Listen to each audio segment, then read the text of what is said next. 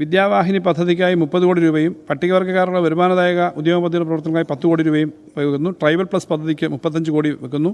Eklavya school, residential school എന്നിവയ്ക്കായി 60 കോടി രൂപ വെക്കുന്നു.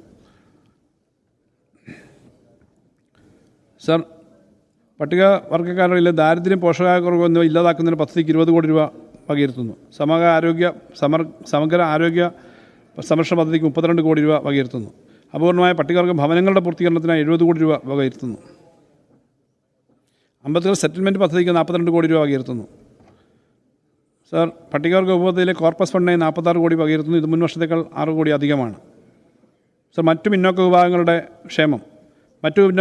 ക്ഷേമത്തിനായി ആകെ 278.82 കോടി രൂപ വകയിരുത്തുന്നു. ഇത് മുൻ വർഷത്തേക്കാൾ 12 കോടി രൂപ അധികമാണ്. കേരള സംസ്ഥാന പരിവർത്തിത വികസന കോർപ്പറേഷൻ 10 കോടി രൂപ അധികമായി വകയിരുത്തുന്നു. സർ, അർഹരായ മറ്റ് സമുദായങ്ങളിലെ വിദ്യാർത്ഥികൾക്ക് പ്രീ മെട്രിക് സഹായം, പോസ്റ്റ് മെട്രിക് സഹായം എന്നീ 2 വിഭാഗങ്ങളിലെ യഥാക്രമം 5 കോടി രൂപയും 40 കോടി രൂപയും ഉൾപ്പെടെ ആകെ ധനസഹായമായി 45 കോടി രൂപ വകയിരുത്തുന്നു. ന്യൂനപക്ഷ ക്ഷേമം. പരിശുദ്ധ ഹജ്ജ് തീർത്ഥാടകർക്ക് വേണ്ടിയുള്ള കോഴിക്കോട് എംബാർക്കേഷൻ പോയിൻ്റ് സർക്കാർ ഇടപെടലിൻ്റെ ഭാഗമായി പുനഃസ്ഥാപിക്കുകയും കണ്ണൂർ എംബാർക്കേഷൻ പോയിൻ്റ് പുതുതായി അനുവദിക്കുകയും ചെയ്തു. കോഴിക്കോട് ഹജ്ജ് ഹൗസിനോട് ചേർന്ന് 8.2 കോടി രൂപ വിനിയോഗിച്ച് 2022 വനിതാ ബ്ലോക്ക് പൂർത്തീകരിക്കുകയുണ്ടായി.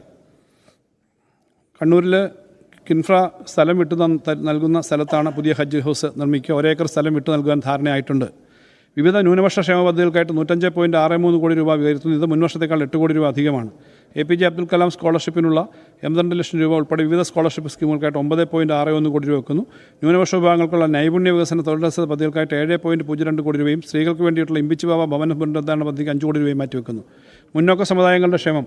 മുന്നോക്ക വിഭാഗ ക്ഷേമ കോർപ്പറേഷൻ വീട്ടിന് 38 കോടി രൂപ വകയിരുത്തുന്നു. ഇത് മുൻവർഷത്തേക്കാൾ 3 കോടി രൂപ അധികമാണ്. സർ, സാമൂഹ്യ സുരക്ഷിതത്വവും ക്ഷേമവും എന്ന മേഖലയ്ക്കായി 706.71 കോടി രൂപ വകയിരുത്തുന്നു. ഇത് മുൻവർഷത്തേക്കാൾ 80.98 കോടി രൂപ അധികമാണ്. പാർശ്വവൽക്കരിക്കപ്പെട്ട അസംഘടിത വിഭാഗങ്ങൾക്ക് വേണ്ടിയുള്ള സാമൂഹ്യ സുരക്ഷിതത്വ സംരംഭങ്ങൾ 15 കോടി രൂപ വകയിരുത്തുന്നു.